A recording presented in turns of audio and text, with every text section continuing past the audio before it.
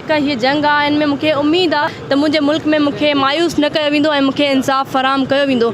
ऐं जेके ॿिया मैटर्स आहिनि उन्हनि जी ऑनरेबल हाई कोर्ट असांखे 17 तारीख़ ॾिनी आहे। सो पूरी उम्मीद आहियूं त असांखे इंशाल्लाह इंसाफ़ मिलंदो ऐं असां इहो मैसेज क्लियर ॾियणु चाहींदासीं सरदारनि खे त तव्हां असांखे रॼाड़े नथा सघो।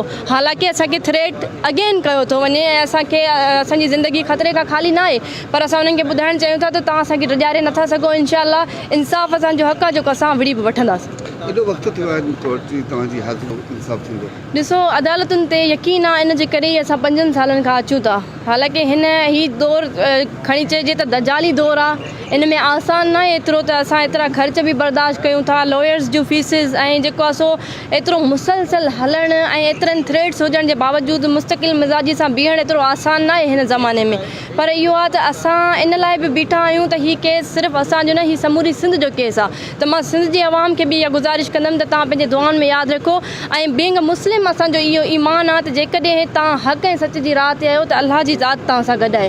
ऐं असां पूरी उम्मीद आहियूं त अलाह जी ज़ात ज़ाहिर आहे बेगुनाह खून मां चई चुकी आहियां पहिरियां बि, हर मुस्लमान जो इहो यकीन आहे त रायगान न वेंदा आहिनि। अलाह जी ज़ात खे इंसाफ़ करिणो आहे, पर असां बीइंग इंसान असांखे कोशिशि करणी आहे जेका असां कयूं था ऐं पूरी उम्मीद आहियूं त असांजूं अदालतूं जेको आहे सो अञा बि इंसाफ़ फराहम कनि थियूं।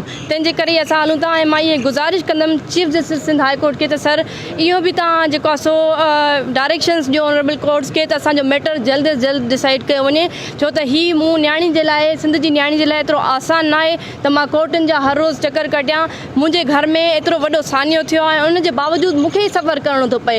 त इहा शइ जेको आहे सो हितां बंदि थियणु घुरिजे। चीफ जस्टिस ऑफ पाकिस्तान खे बि गुज़ारिश कंदमि त असांजे केस जो नोटिस वठी असांखे जल्द अज़ जल्द इंसाफ़ फराहम कयो वञे। 17 तारीख़ मिली आहे। 17 हिन महीने जी 17 तारीख़ मिली आहे। इंशाल्लाह ज्वाइन कबो ऐं जेको आहे सो इंसाफ़ वठिबो।